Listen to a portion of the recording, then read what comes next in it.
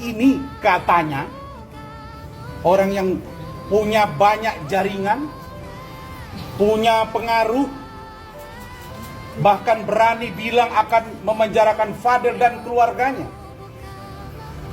Ternyata Polri, dalam hal ini Polres Metro Jakarta Selatan, telah menjalankan tugasnya dengan baik, dan kami di sana mendampingi lebih dari 2 orang.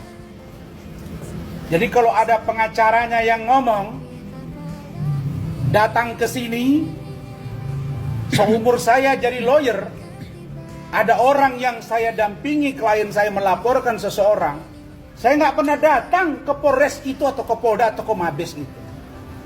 Saya mau tanya, Anda datang mau melakukan pressure atau apa?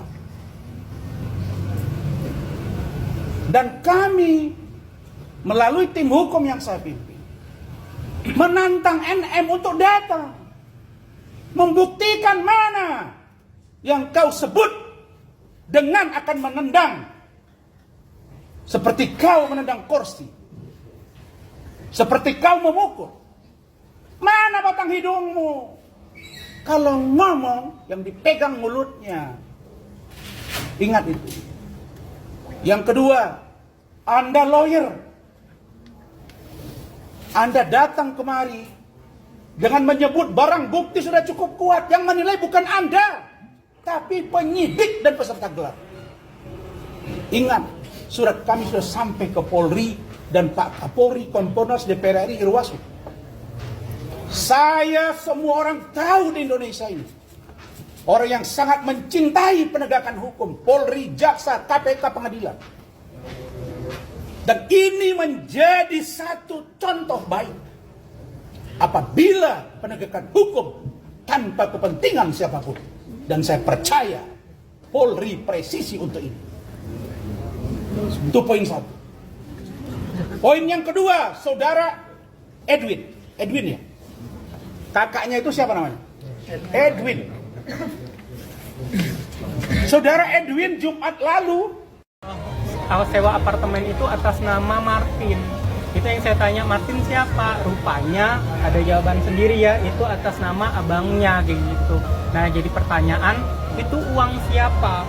Itu saja, uang siapa? Kalau seandainya diduga uang Loli, balik lagi ke konsep di awal tadi, Loli apapun itu keputusannya, apapun yang berhubungan sama Loli dalam kuasa orang tuanya. Orang tuanya siapa? Nikita Mirzani. Berarti Nikita Mirzani berhak melakukan apa saja demi keselamatan anaknya.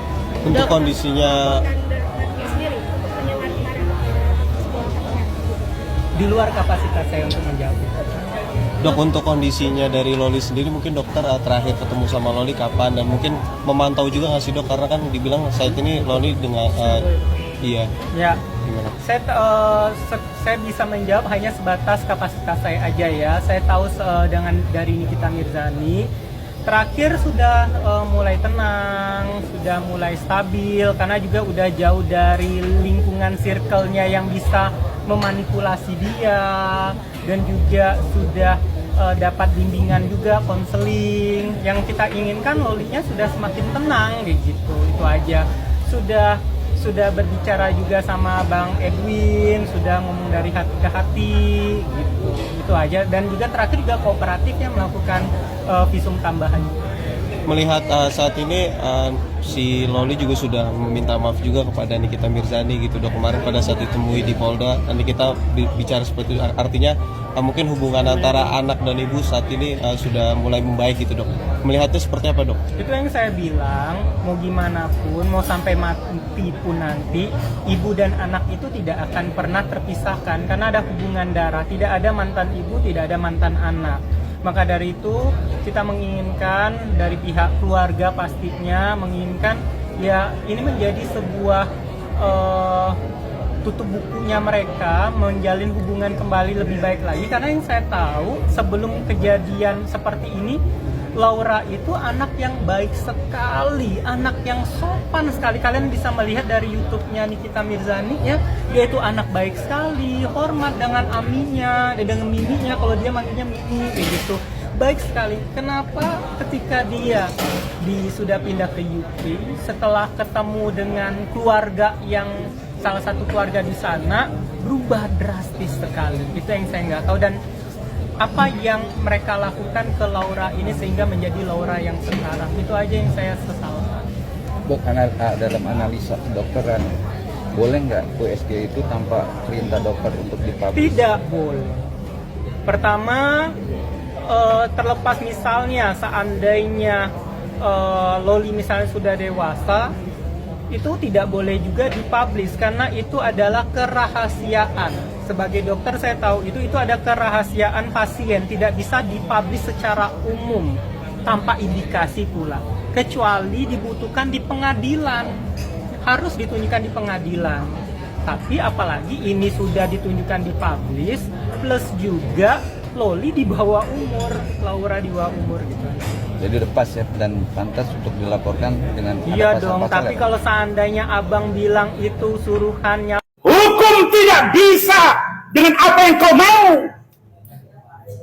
NM, kenapa Razman berani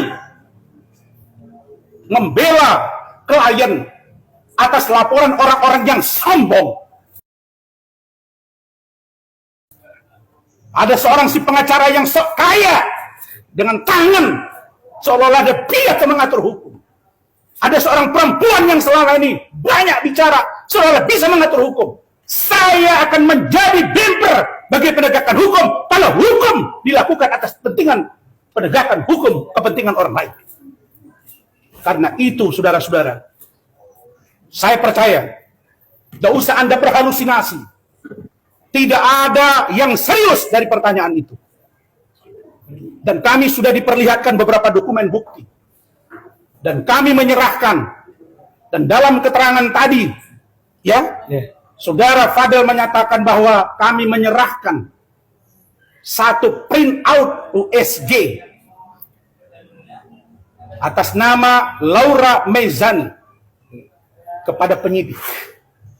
Tanpa kami sebut ABC di mana rumah sakit dan dokternya. Dan dibuat di keterangan tambahan bahwa itu adalah permintaan Fadel dan keluarga untuk saya sebagai ketua tim dan pengacara yang lain untuk menyampaikan ke publik. So, kenapa engkau marah kepada saya?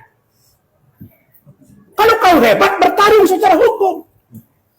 Jangan kau bawa-bawa persoalan pribadi yang hari ini katanya keluar negeri lah. Bilang saja kau malu karena kau tidak dapat membuktikan kata-katamu. Dan dibuat di keterangan tambahan bahwa itu adalah permintaan Fadel dan keluarga untuk saya sebagai ketua tim dan pengacara yang lain untuk menyampaikan ke publik. So, kenapa engkau